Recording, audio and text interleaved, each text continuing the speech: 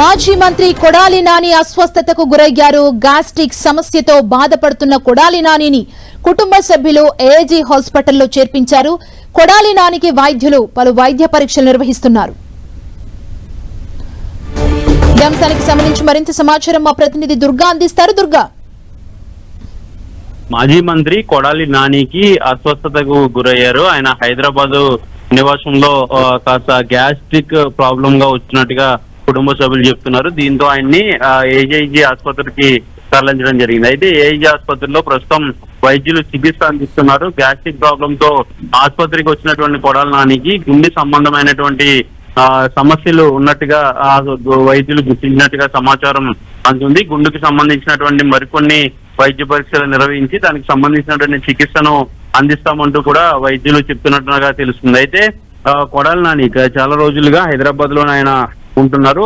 ఇటీవలే వల్లభనేని వంశీని వైఎస్ జగన్ పరామర్శించినటువంటి సమయంలో ఆయన విజయవాడకు వచ్చారు. వచ్చిన తర్వాత ఆయన ఇక్కడి నుంచి హైదరాబాద్ నేరుగా వెళ్ళడం జరిగింది. అయితే కొద్ది రోజులుగా హైదరాబాద్ నివాసంలోనే ఆయన ఉంటున్నటువంటి పరిస్థితి. అయితే ఆయనకి ఇటీవలే కొన్ని ఆరోగ్య సమస్యలు తలెత్తాయి. దాంతో పాటు గ్యాస్ట్రిక్ సమస్య వచ్చినట్టుగా కుటుంబ సభ్యులు చెప్తున్నారు. దీంతో వెంటనే ఆయన ఏజీ ఆసుపత్రికి తరలించడం జరిగింది. ప్రస్తుతం ఏజీ ఆసుపత్రిలో కొడాలి నానికి వైద్యులు చికిత్స అందిస్తున్నారు. వైద్య పరీక్షలు కూడా నిర్వహించినటువంటి అనంతరం ఆయనకు గుండెకు సంబంధించినటువంటి సమస్య ఉన్నట్టుగా తెలిసినట్టు మనకి సమాచారం అవుతుంది. అయితే గుండెకి సంబంధించినటువంటి ఎలాంటి ఇష్యూస్ ఉన్నాయనే దానికి సంబంధించి పూర్తిగా వైద్య పరీక్షలు నిర్వహించిన తర్వాత మరిన్ని మెరుగైనటువంటి వైద్యం అయితే కొడాలి నానికి వైద్యులు అందించబోతున్నారు.